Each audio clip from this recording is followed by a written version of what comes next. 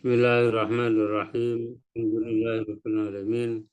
Wassalatu wassalamu ala asyrofil anbiya wal mursalin sayyidina wa maulana Muhammadin wa ala alihi wa sahbihi ajmain. Amma ba'd. Adik-adik LKKI Studi Pembangunan ya. Alhamdulillah kita bersyukur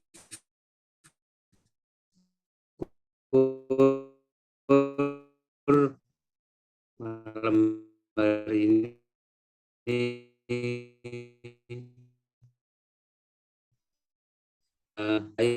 bersama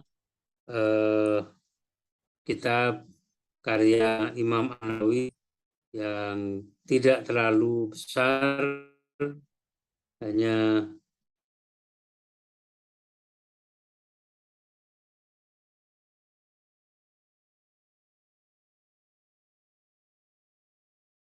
dari para ulama, para sahabat, para tabi'in.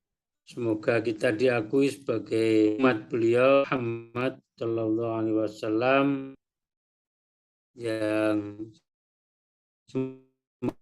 semoga ketika kita berada di mahsyar, di perang untuk mengurus keperluannya sendiri-sendiri,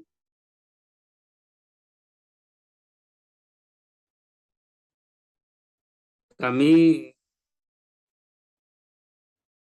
menawarkan kepada kawan-kawan LKKI di Studi Pembangunan untuk mengkaji secara rutin 2 mingguan, karena bergantian dengan Pak Muhyiddin, hingga 1 minggu, 1 pekan Pak Muhyiddin, 1 pekan saya. Nanti mungkin bisa diselang-seling 1 pekan pertama, misalnya ini hari Rabu, saya kebagian yang Rabu keberapa ini? Rabu terakhir ya? Atau Rabu keempat lah. Iya, Pak. Rabu keempat itu online, nanti Rabu yang ketiga, yang kedua itu nanti offline gitu. Kemarin katanya Irsad, kita bisa gunakan ruangan yang ada di masjid, di Manarul Ilmi, di lantai 2 sebelah utara. Itu memang kami siapkan untuk kegiatan mahasiswa yang dilakukan secara offline. Dan di situ bisa memuat kira-kira kurang lebih 50 mahasiswa kalau pakai kursi. Kalau lesehan tentu lebih banyak lagi. Tapi ya, kita ngaji pakai kursi aja biar karena ada mejanya, dan mejanya itu sudah memang permanen, jadi nggak dipindah-pindah. Hingga nanti kalau mau offline di masjid, kita sepakati waktunya jam berapa, hari apa, yang kira-kira kawan-kawan mahasiswa SP semuanya bisa ikut atau bisa lebih banyak yang ikut gitu.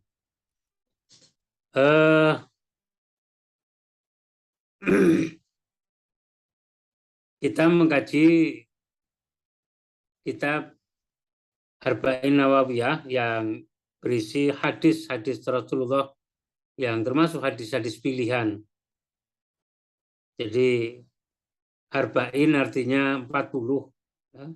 Nawawiyah berarti ini hadis-hadis yang disunting, yang ditulis oleh Imam An-Nawawi dari beberapa kitab hadis induk, ada yang dari kitab Al-Bukhari, Sahih Bukhari, dari Muslim, atau dari Musnad Ahmad, dari Abu Dawud dan sebagainya. Tapi semua hadisnya insya Allah adalah hadis-hadis yang sahih, hadis-hadis pilihan. Persisnya 42 hadis ya, sekalipun namanya Arba'in 40, tapi isinya adalah 42 hadis. Jadi dan Imam An-Nawawi tidak memberikan judul tertentu pada hadis-hadis itu, tapi Imam Nawawi hanya memberikan berdasarkan urutan. Hingga yang pertama yang disebut al-hadisul awal, al-hadis tsani, al-hadis salis, dan seterusnya. Hadis yang pertama, hadis yang kedua, hadis yang ketiga, sampai hadis yang ke-42. Ya, semoga nanti kalau 2 minggu sekali, ya berapa bulan itu? Sebulan ping pindo. Berarti 42 bulan, berarti 21 bulan. 21 bulan berarti harus merong tahun. Sak ini. Hampir 2 tahun. Ya, enggak apa-apa. Yang penting kita bisa terus mengikuti dan istiqomah. Itu yang paling penting. Gak ketang rong tahun baru hatam ya enggak masalah. Toh ada beberapa kajian lain di hari yang lain, di kesempatan yang lainnya.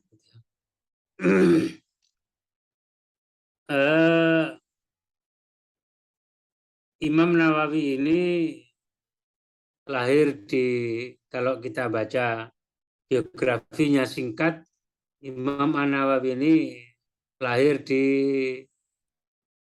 kota kecil di Suriah, di Syria, ibu kotanya Suriah, yang sekarang masih terjadi perang terus, sehingga umat Islam tidak bisa dengan leluasa untuk melaksanakan aktivitas-aktivitasnya karena disibukkan dengan perang di antara mereka sendiri.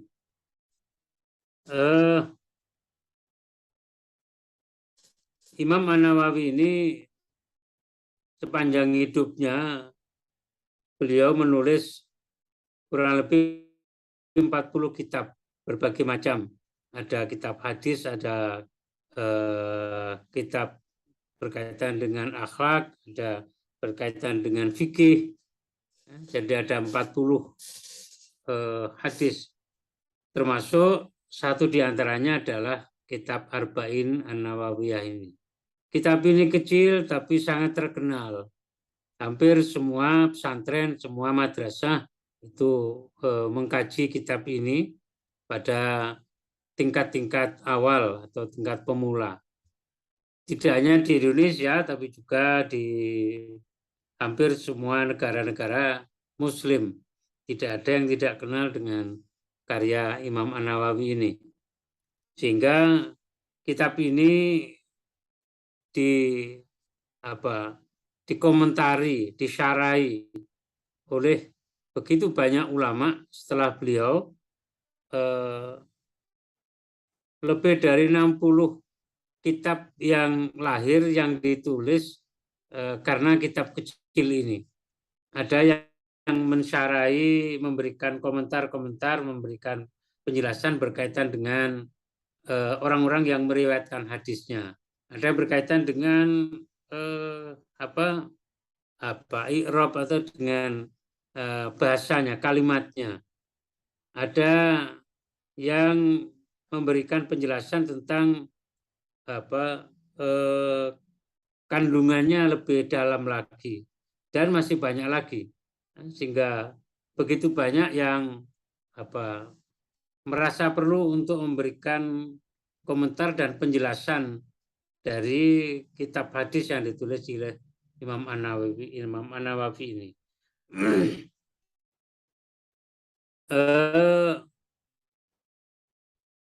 Beliau adalah seorang ulama besar yang bermadzhab Syafi'i, dan beliau wafat pada usia yang belum terlalu sepuh, karena beliau wafat pada usia 46 tahun. Tetapi beliau telah menulis lebih dari 40 kitab, sehingga begitu padat waktunya dipakai untuk mengkaji ilmu, untuk menulis ilmu, untuk apa istilahnya, di hasil-hasil pikirannya kemudian ditulis dan bisa diwarisi oleh generasi-generasi sampai pada kita semuanya ini. Sehingga sepanjang hidup orang barangkali tidak cukup waktunya untuk kaji semua karya-karya dari Imam An-Nawawi yang beliau hanya hidup selama 46 tahun itu. Sehingga kalau kita bayangkan tentu tidak ada waktu yang yang hilang sia-sia. Setiap saat, setiap detik tentu menghasilkan sesuatu kebaikan. Di samping tentu beliau mengajar secara langsung pada murid-muridnya, tetapi di sela-sela itu beliau juga menulis, baik menulis sendiri maupun yang ditulis oleh murid-muridnya, hasil dengan cara mendikte atau mengimlakkan dalam bahasa Arab. Jadi imlak itu seseorang membaca kemudian orang lain mencatat, itu imlak. Jadi ada sebagian yang beliau yang menyampaikan, kemudian orang lain atau murid-murid yang mencatatnya, kemudian jadi sebuah kitab secara utuh gitu. Demikian juga Imam Asy-Syafi'i itu umurnya juga tidak terlalu panjang, tetapi karyanya luar biasa. Itu adalah para ulama dulu, dan kita kalaupun tidak bisa seperti itu dan jauh seperti itu, paling tidak kita mewarisi semangatnya, ya, semangat untuk belajar, semangat untuk membaca, semangat untuk mengkaji. Semoga kita bisa mewarisi sekalipun tidak secara keseluruhan apa yang beliau alami, yang beliau lakukan, kemudian bisa kita tiru, bisa kita warisi secara utuh. Paling tidak sebagian, insya Allah sudah jauh lebih baik daripada waktu kita kemudian terbuang sia-sia. Banyak yang tidak memberi manfaat di dalam kehidupan kita semuanya ini. Baik, saya diizinkan untuk share materi ya. Iya Pak, boleh Pak. Ya, Pak, dulu. Saya izinkan Pak.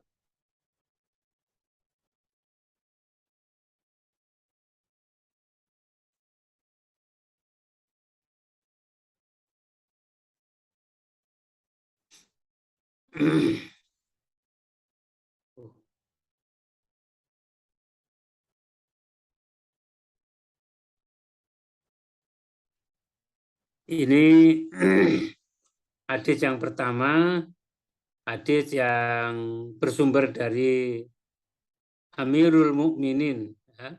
An Amiril Mukminin Abi Hafs Umar bin Khattab. Jadi nama lain atau nama asli dari Umar bin Khattab itu adalah Abi Hafs radhiyallahu anhu, semoga Allah meridhoi pada Umar bin Khattab.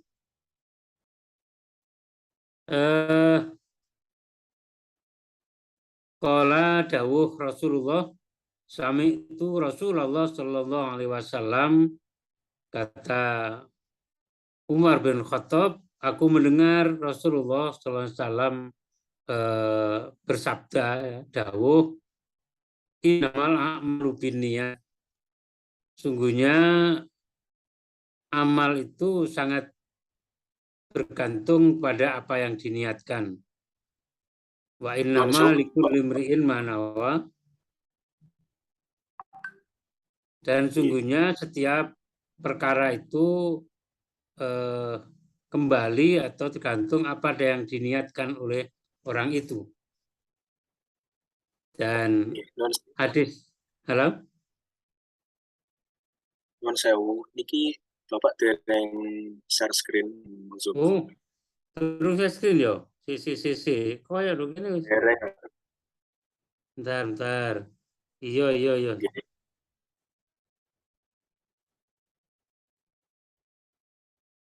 share screen itu.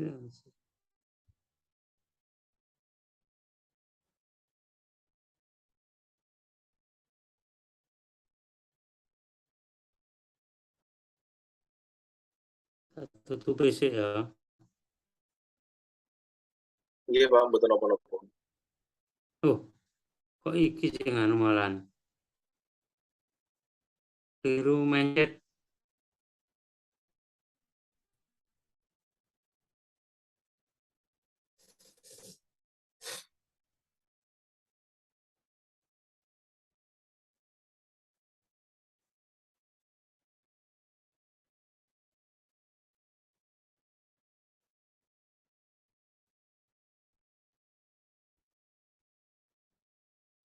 Oh, bonus saya screen kok hilang ya saat ini. Ini Pribon. oh, kok saya tak buka sih. Iya.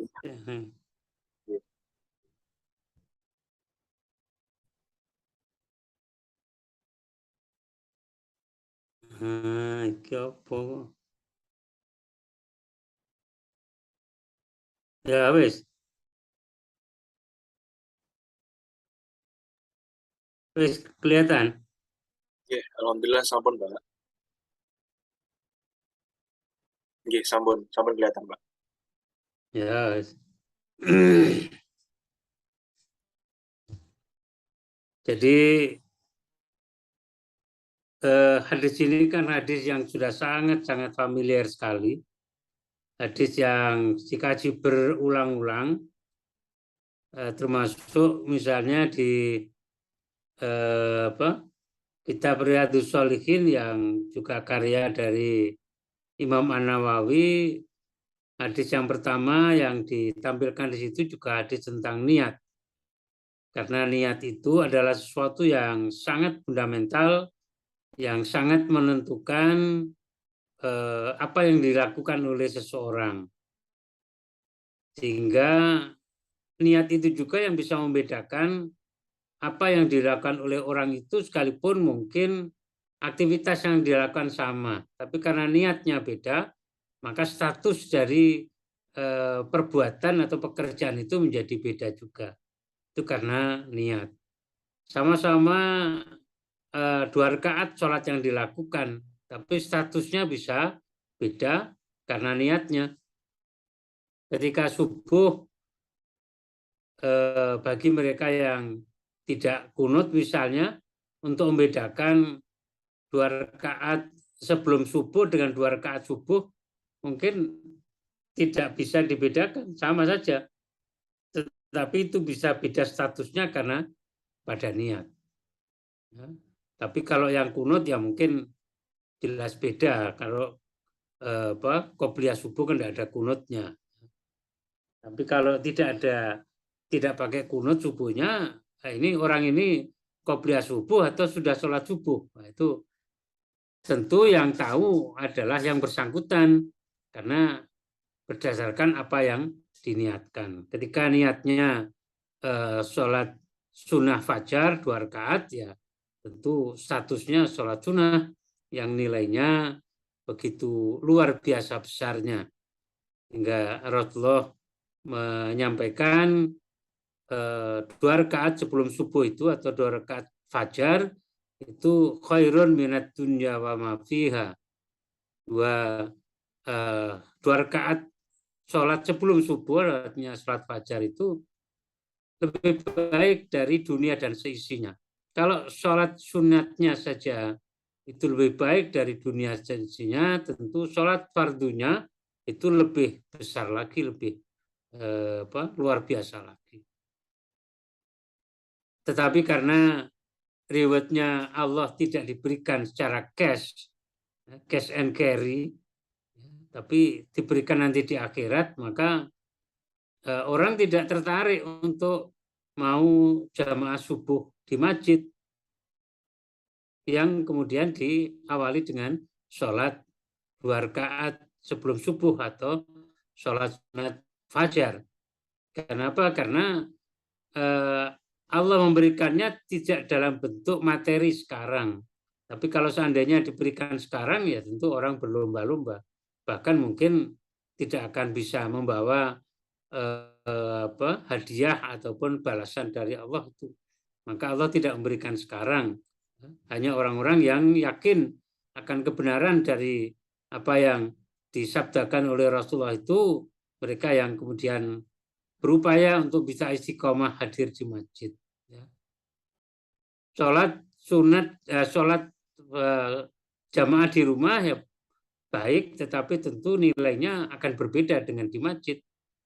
Karena itu diusahakan dimanapun kita berada, ya kita mesti bangun sebelum adzan subuh, kemudian kita bisa mempersiapkan diri beberapa saat dan kemudian berangkat ke masjid atau ke langgar, ke surau, ke musola yang dekat dengan tempat tinggal kita masing-masing. Ya.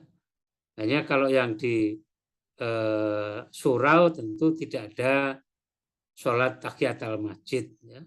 Hanya sholat sunat mutlak, boleh sholat sunat fajar, ya, tidak ada sholat tahiyatul masjid. Nah,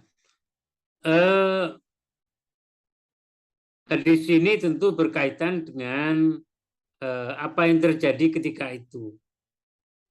Jadi karena pada saat Rasulullah hijrah dari Makkah ke Madinah yang diikuti oleh para sahabat, kemudian ada seorang laki-laki yang hijrahnya karena ya dengan terpaksa dia mau hijrah, mau pindah ke Madinah, yang kebetulan calon istrinya itu sudah Muslim dan dia ikut rombongan hijrahnya Nabi.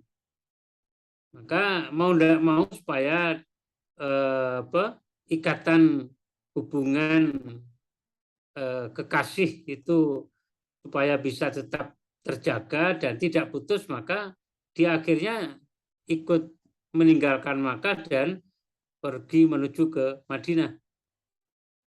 Karena itu kemudian ini sempat mungkin sempat berbincang-bincang dengan orang lain, Mbak. Sajane aku nang Madinah iki ya rada aras-arasen. Tapi karena calon bojoku wis berangkat luwih dhisik, ya mau ndak mau saya harus ikut. Mungkin kalau bahasa Surabayaan begitulah.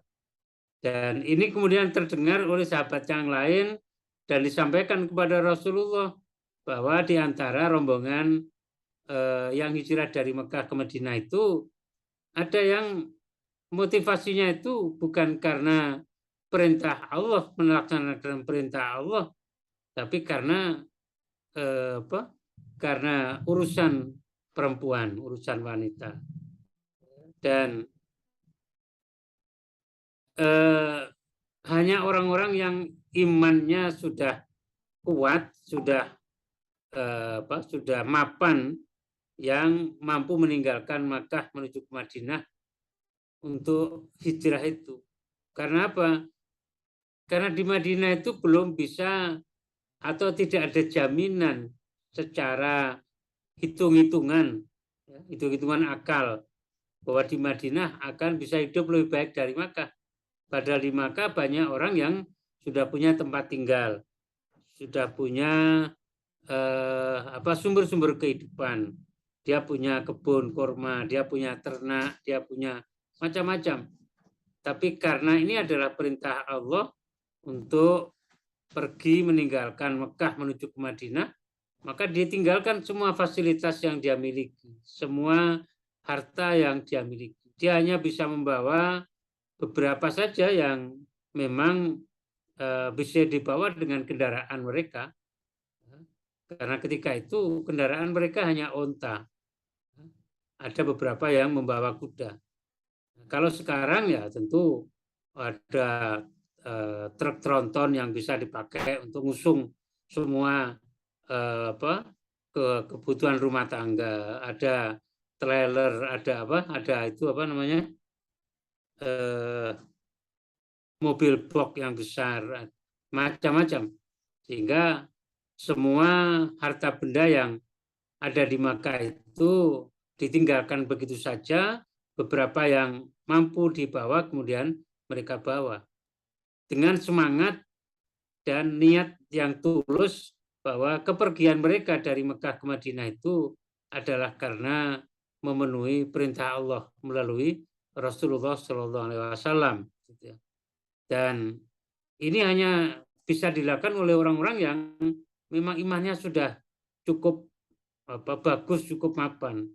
Ya, sehingga orang-orang yang masih ragu-ragu ya tentu tidak akan meninggalkan Mekah dengan segala fasilitas yang mereka miliki.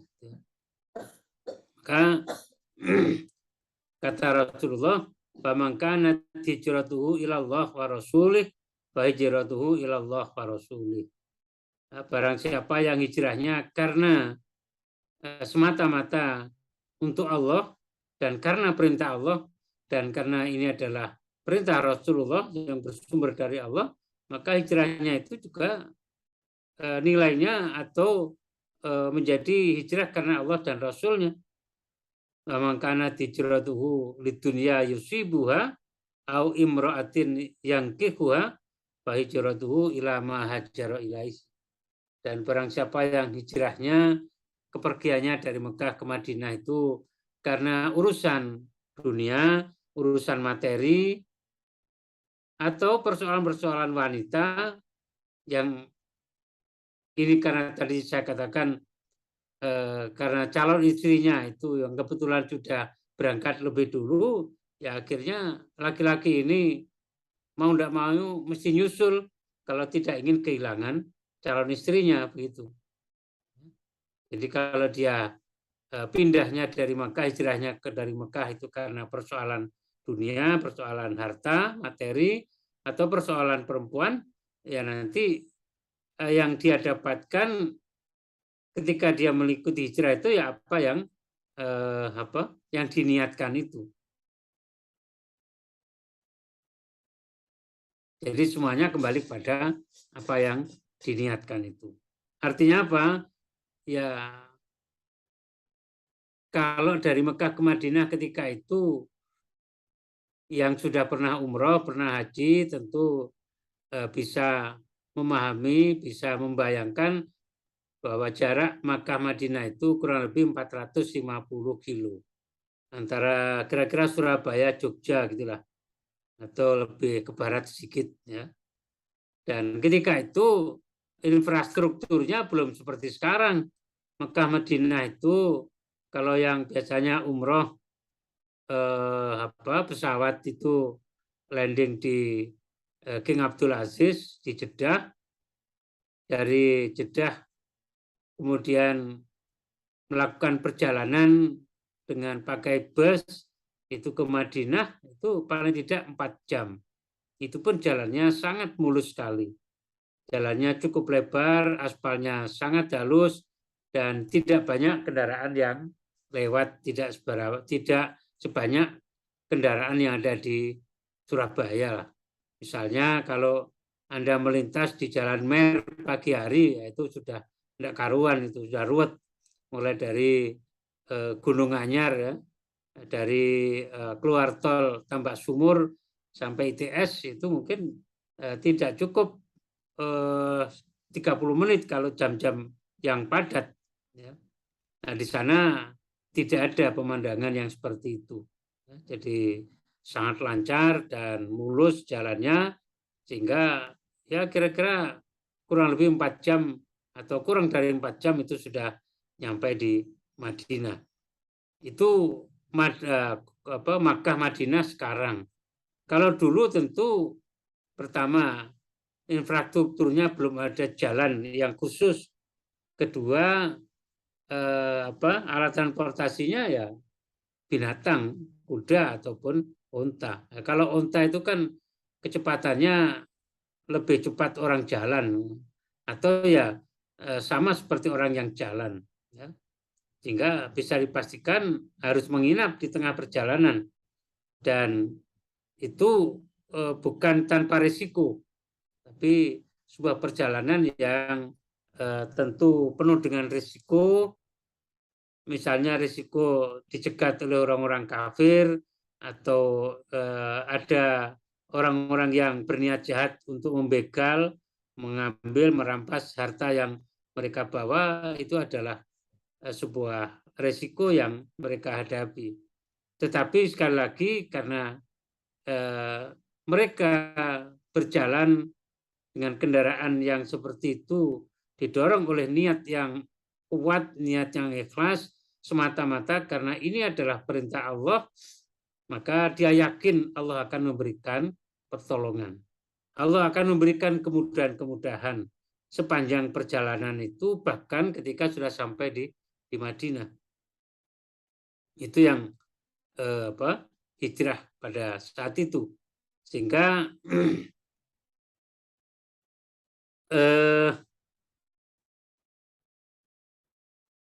jumlahnya tentu tidak banyak sekali, karena orang-orang pilihan saja yang mampu melakukan hal yang seperti itu. Dan itu semua juga karena pendidikan yang disampaikan, yang dilakukan oleh Rasulullah secara terus-menerus kepada orang-orang yang sudah beriman pada Allah dan beriman pada Rasulullah.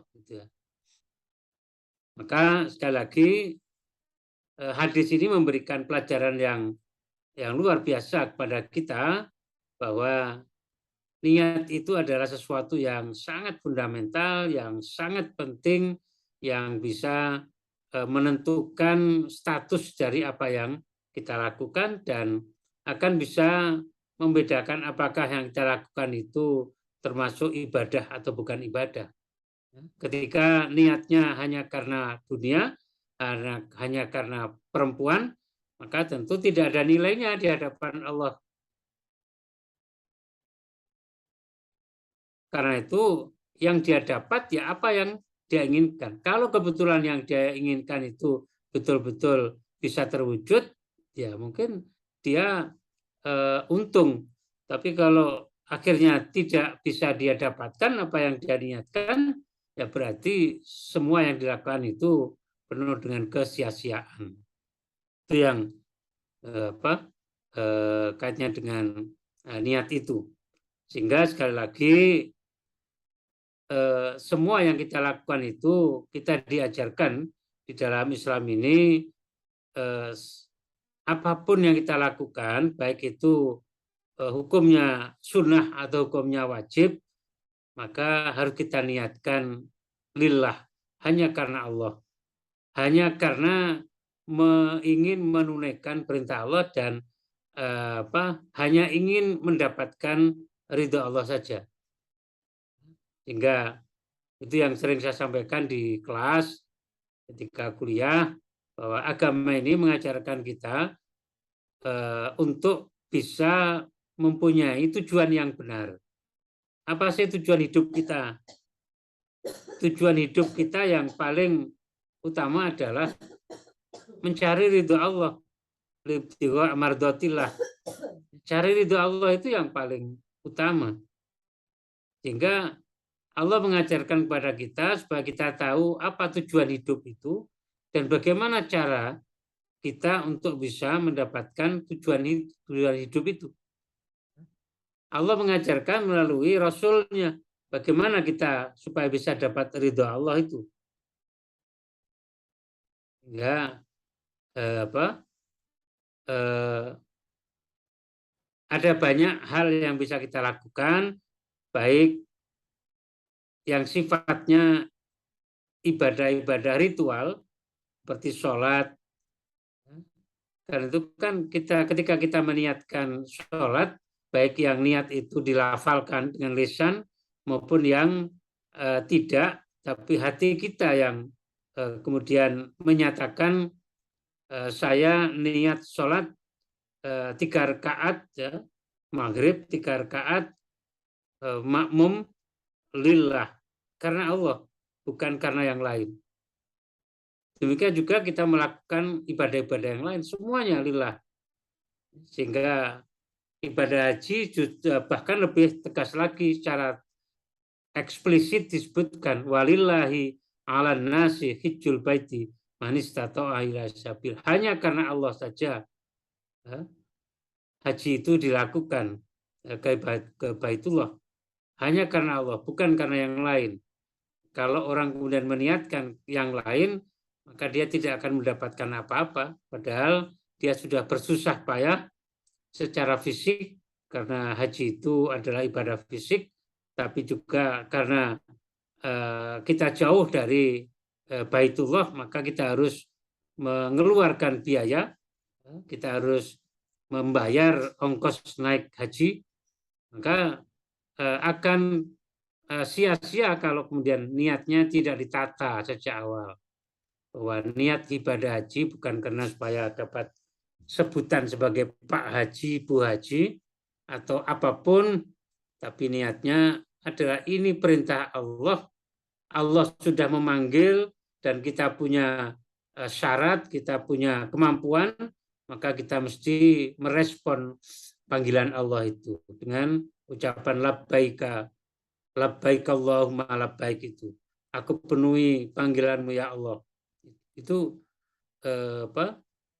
lillah, karena Allah. Demikian juga ridho Allah itu bisa kita dapatkan ketika kita melakukan aktivitas-aktivitas sosial kita. Ketika kita menolong orang misalnya, niat kita juga harus lurus, harus betul. Bahwa menolong orang, baik pertolongan itu dengan dalam bentuk kita memberi bantuan keuangan misalnya, atau menolong dengan tangan kita, artinya dengan perbuatan, maka harus kita niatkan bahwa Allah menyuruh kita untuk menolong orang lain yang memang membutuhkan pertolongan. Dan Allah akan menjamin barang siapa yang mau menolong saudaranya yang lain, maka Allah akan menolong orang itu, terutama pada saat dia memang dalam kondisi kesulitan. Ketika itu dia butuh pertolongan. Sehingga di dalam satu hadis qudsi Rasulullah mengatakan, wallahu fi aunil abdi maka nal abdu fi auni akhihi. Allah akan menolong hambanya sepanjang orang itu masih mau menolong saudaranya yang lain. Sehingga ketika kita menolong orang, jangan pernah berniat nanti kalau saya ada kesulitan biar orang itu bisa menolong saya. Itu niat yang salah. Karena apa? Karena belum tentu orang yang kita tolong itu nanti pada saat kita dalam kondisi kesulitan, orang itu bisa menolong kita. Tapi kalau kita menolong orang lain, membantu orang lain, meringankan beban orang lain dengan niat karena Allah menyuruh kita untuk melakukan itu, maka pada saat kita butuh pertolongan, Allah pun yang akan memberikan pertolongan dengan caranya sendiri. Sehingga seringkali kita yang menolong kita pada saat kita dalam kondisi yang sulit itu justru orang-orang yang sama sekali kita belum pernah berbuat baik pada mereka. Kita belum pernah menolong dia, kita belum pernah berbuat pada mereka, tapi justru mereka lah yang menolong kita. Justru mereka lah yang menunjukkan kita untuk bisa keluar dari kesulitan-kesulitan hidup itu. Itulah keadilan Allah dan itulah janji Allah yang selalu ditepati. Karena Allah tidak akan pernah mengingkari apa yang beliau janjikan.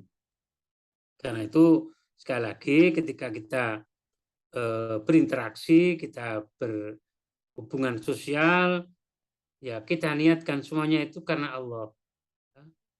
Ketika kita harus membenci seseorang karena perbuatannya, ya kita niatkan, kita benci bukan karena orangnya, tapi karena perbuatannya. Kita harus kita sandarkan pada Allah, karena Allah menyuruh kita untuk menjauhi sesuatu yang tidak baik.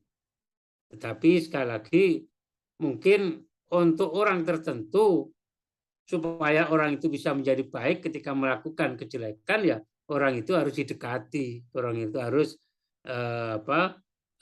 dijadikan sebagai kawan, tapi kawan dalam rangka untuk diluruskan, kawan dalam rangka untuk bisa diingatkan. Namun tentu saja kita harus punya kesiapan. Tapi kalau kita belum siap, ya jangan coba-coba kumpul dengan orang-orang yang jelek, maka kita akan jadi jelek juga.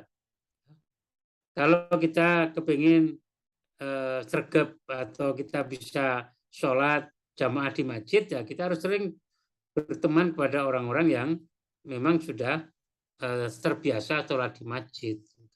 Sehingga lama-kelamaan kita akan, jangan sampai kemudian kita sudah terbiasa melakukan kebaikan, kita sholat jamaah, tapi akhirnya malah ketularan, nggak tahu jamaah. Nah, kita jangankan jamaah, tangine wis kawanan subuh. Ya. Kalau nggak dioprak-oprak nggak bangun. Sehingga bangunnya keduluan dengan matahari. Matahari sudah terbit mencorong di ufuk timur, ini masih tidur nyenyak. Apalagi kalau musim-musim hujan, ya, hujan, dingin, ya, nggak terasa ya, karena suasananya dingin, sehingga ya untuk bangun itu perlu effort yang apa, yang besar. Ya. Jadi itu berkaitan jadi asbabul wurudnya dan fikul hadisnya tadi sudah saya sampaikan. Di niat itu menjadi syarat sahnya sebuah perbuatan. Kemudian waktu dan niat itu jadi niat itu dilakukan pada saat dia akan melakukan atau di saat dia memulai sebuah pekerjaan. Ya, jadi apa istilahnya itu, muktaronan bifi'lihi, berbarengan dengan apa yang dia lakukan. Jadi saya kira itu beberapa hal. Monggo kalau ada yang perlu didiskusikan, silakan kalau ada yang perlu kita diskusikan. Saya kira 1 jam cukup ya. Ini masih ada waktu sedikit.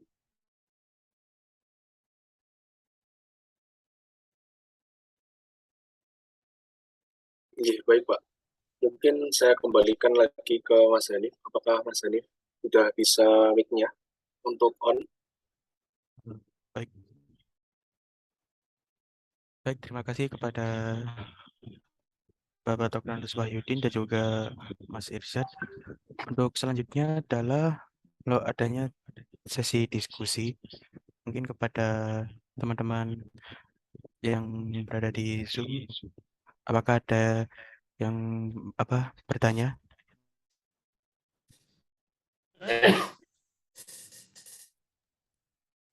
Baik, di sini ada pertanyaan dari Mas Agung Faiz. Di sini saya akan bacakan Pak Wahyudin. Assalamualaikum. Izin bertanya, bagaimana jika niat baik yang sudah kita renungkan gagal di tengah jalan? Naudzubillah. Kemudian akan melukai fisik serta mental individu. Apakah yang diniatkan seketika menjadi makruh atau tetap bernilai pahala? Terima kasih. Barakallahu fikum wa fihim. Ya, bagaimana kalau yang diniatkan itu gagal di tengah jalan? Iya, Pak. Yang sudah kita renungkan gagal di tengah jalan. Iya, itu barangkali untuk sesuatu yang memerlukan proses panjang barangkali yang itu ya. Jadi misalnya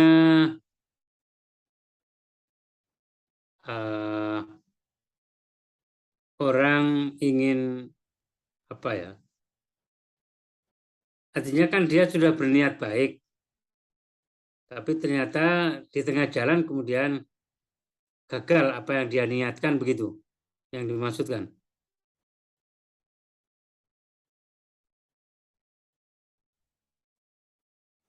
Ada chatnya ya, saya baca. Iya Pak, ada di kolom chat Pak. untuk pertanyaan. Bagaimana jika niat baik yang sudah kita renungkan gagal di tengah jalan?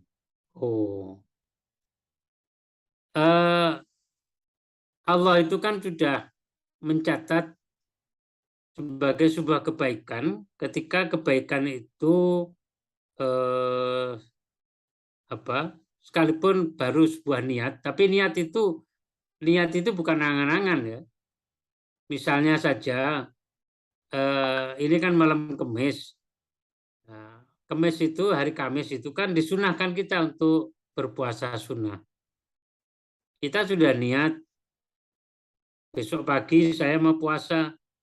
Nah, kemudian niat itu diwujudkan dalam misalnya dia sahur, karena sahur itu juga bagian dari sunnah. Nggak makan sahur itu sunnah, disunahkan. Baik itu puasa wajib maupun sunnah. Kita sudah sahur di akhir malam menjelang subuh. Kemudian pagi-pagi ternyata ada tamu yang datang dari kejauhan. Kita mesti menyiapkan sarapan pagi untuk menghormat pada tamu. Maka dalam rangka menghormat tamu itu, kita dibolehkan untuk membatalkan puasa sunnah ya, demi menghormat pada tamu. Oleh karena itu, apa yang sudah kita niatkan untuk berpuasa itu sudah mendapatkan pahala dari Allah, sekalipun tidak berlanjut sampai maghrib. Mungkin jam 8 kita sudah buka. Padahal malamnya sahur. Ini sudah dicatat sebagai sebuah kebaikan. Karena apa? Karena sudah dilaksanakan. Ataupun mungkin belum terlaksana.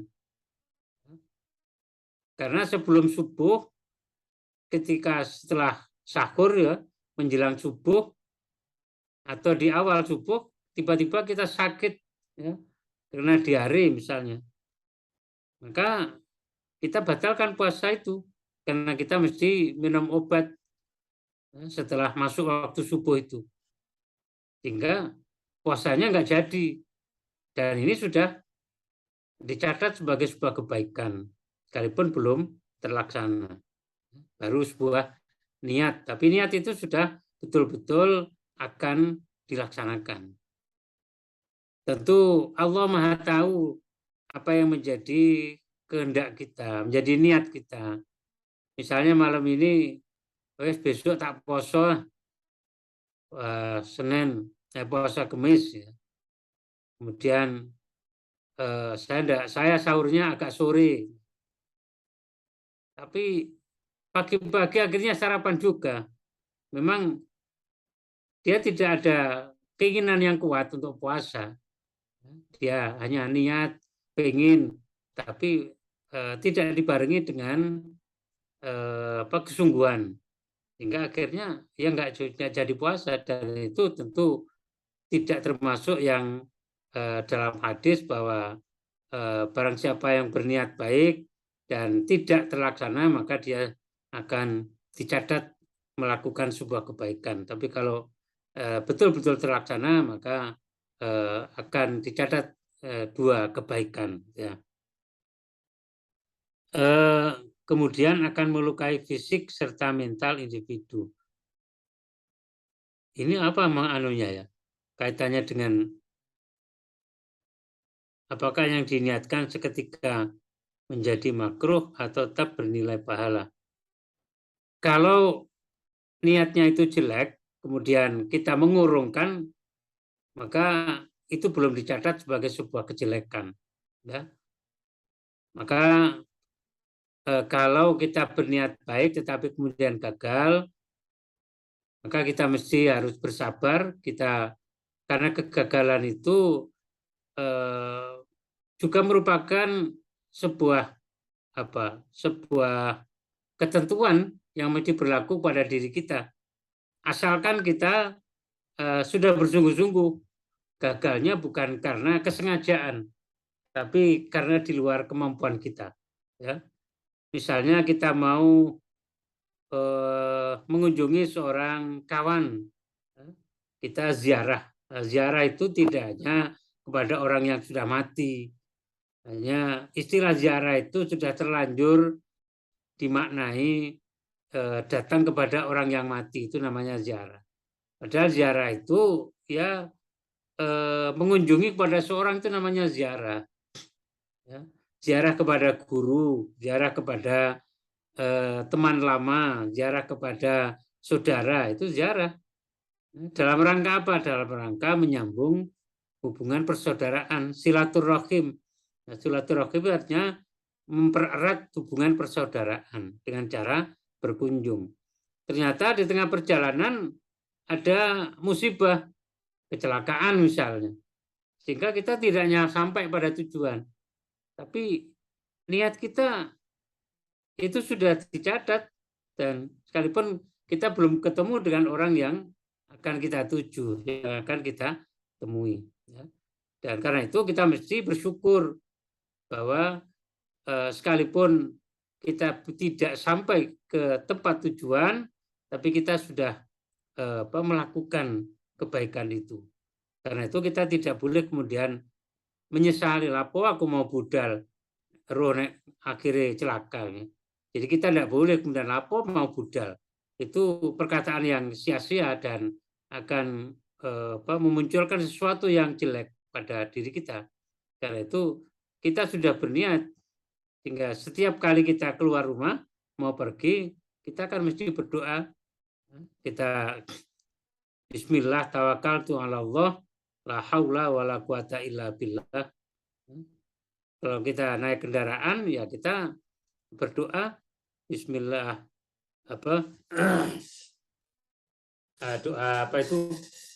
doa kita pergi naik kendaraan supaya diselamatkan dan dimudahkan sampai di tempat tujuan itu. Subhanalladzi sakhkhara lana hadza wa ma kunna lahu muqrinin wa inna ila rabbina lamunqalibun. Bismillahirrahmanirrahim wa mursaha inna rabbi laghafurur rahim. Itu adalah doanya. Dan kalau kita sudah berniat yang baik, kemudian kita mengendarai kendaraan dengan mengucapkan niat seperti itu, sepanjang perjalanan Allah itu akan menjamin kita, akan melindungi kita. Bahkan setan-setan itu loh sudah menyerah kalau orang pergi keluar dari rumah, pergi ke suatu tempat dengan niat yang baik, kemudian membaca doa itu, setan ini sudah tidak punya kesempatan lagi untuk bisa masuk, untuk mempengaruhi agar seseorang itu melakukan kejelekan. Karena sudah dijamin, diproteksi oleh Allah dan dilindungi oleh Allah. Karena itu jangan pernah kemudian menyesali apa yang kita lakukan yang ternyata tidak yang gagal, katakanlah begitu, yang tidak di tengah perjalanan ada sesuatu yang menyebabkan kita tidak sampai di tujuan. Kira itu yang, karena itu niatnya harus dibetulkan pada saat berangkat, pada saat memulai itu harus diluruskan niatnya untuk apa. Niatnya ya untuk cari ridho Allah tadi. Kita nyambangi guru yang sudah lama tidak ketemu, ya niatnya supaya dapat ridho Allah. Kalau ketemu dengan guru nanti minta doa. Karena bagaimanapun juga orang yang pernah memberikan ilmu kepada kita itu doanya makbul. Jika memberikan ilmunya yang tulus, kita mesti memberi hormat. Dan karena itu saya kalau hari Jumat ngaji rutin di Manarul itu selain kita memohon ampun untuk diri kita, untuk keluarga, untuk anak-anak kita, bagi yang sudah punya keturunan, jangan pernah lupa untuk mendoakan semoga Allah juga mengampuni semua orang yang pernah memberikan ilmunya kepada kita. Itu harus kita lakukan.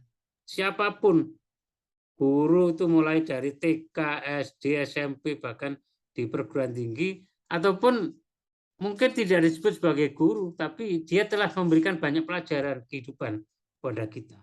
Itu setiap waktu, setiap saat harus kita doakan. Guru-guru kita itu.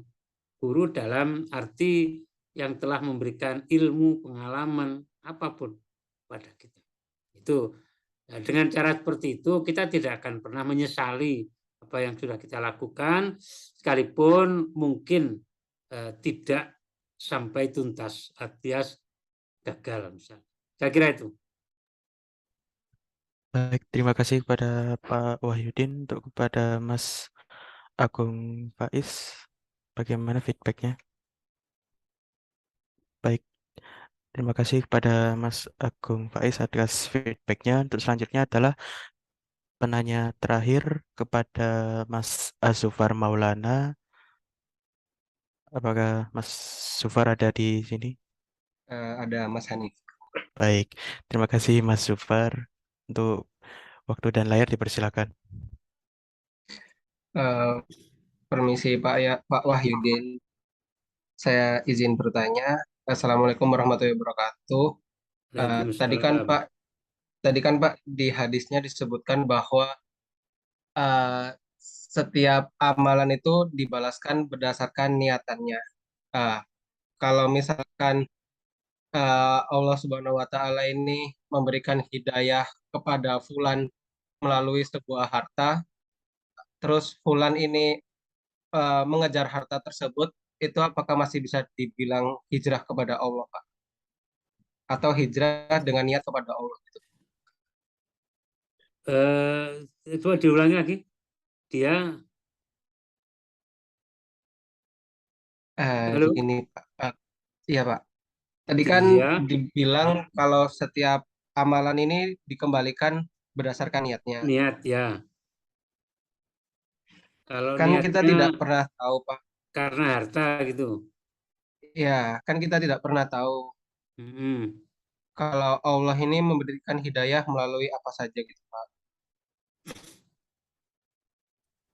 Artinya begini, kalau orang itu melakukan sesuatu, niatnya itu kan katanya dengan hijrah tadi. Kalau yang hijrah ke Madinah pada saat itu niatnya untuk memburu harta, ya nanti yang dia dapatkan harta itu. Artinya apa? Nilai lain selain harta dia tidak dapatkan. Misalnya keridhaan Allah atau pahala dari Allah dia tidak akan dapatkan. Kalau harta itu bisa dia dapatkan. Tapi kalau misalnya ternyata sampai di tempat tujuan dia tidak dapat harta, ya berarti kan dia tidak dapat apa-apa. Pahala dari Allah tidak, harta juga tidak. Tapi kalau niatnya karena Allah, maka sudah bisa dipastikan kebaikan dari Allah itu yang akan dia dapatkan nanti. Mungkin tidak diberikan di dunia, tapi nanti di akhirat. Sehingga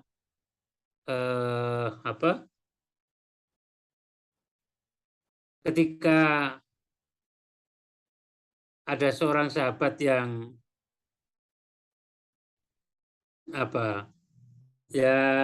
meninggal pada waktu perang Uhud, ya, kalau tidak salah namanya Mus'ab bin Umair, ya, itu ketika dikafani, ya, itu kafannya tidak cukup, hanya satu helai, dan ketika ditarik ke atas kakinya kelihatan, ketika tarik di bawah kepalanya kelihatan, sehingga harus ditambal dengan yang lain. Ada rumput-rumput yang dipakai untuk menutup tubuhnya ketika itu. Nah, itu ada sahabat yang lain kemudian mohon pada Allah bahwa ya Allah, jangan engkau berikan pahala itu kepada kami ini di dunia yang lebih banyak. Artinya dia ingin pahala itu dia rasakan nanti di akhirat, ya. Kalaupun di dunia, tapi jangan terlalu banyak, karena itu juga akan bisa dia ingin menikmati pahala itu nanti di akhirat saja, bukan di dunia. Jadi sekali lagi bahwa kalau niatnya untuk harta, ya tentu harta itu yang akan dia dapatkan. Tapi kalau sekarang misalnya ada orang bekerja itu kan niatnya memang untuk mencari harta. Tapi harus dibungkus atau harus diniatkan juga untuk apa kemudian orang harus cari harta. Ya, mencari harta itu sendiri adalah perintah agama. Allah sendiri yang memerintahkan kita untuk mencari kebutuhan hidup kita. Karena rezeki tidak datang dari langit berupa sesuatu yang sudah siap kita makan misalnya. Tapi kita diperintahkan untuk bekerja, untuk mencari rezeki dengan cara apapun sesuai dengan yang bisa kita lakukan. Jadi orang yang dagang tentu niatnya cari untung. Kalau orang dagang tidak pengen untung, namanya bukan berdagang. Itu ya orang kerja sosial. Kalau dia berbuat sesuatu tidak ingin ada keuntungan. Cuma kenapa kita mencari keuntungan? Nah, itu harus kita niatkan karena Allah memerintahkan kita untuk mencari rezeki dengan cara berdagang, dengan cara bertani, dengan cara berkebun, dengan cara apapun yang bisa dilakukan oleh seorang. Sehingga harta yang kita dapatkan itu akan menjadi harta benda yang penuh dengan keberkahan kalau niatnya kembali pada Allah semuanya.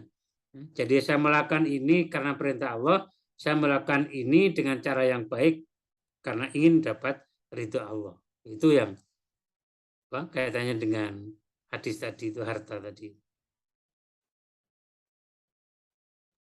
Baik, Pak. Terima kasih atas jawaban.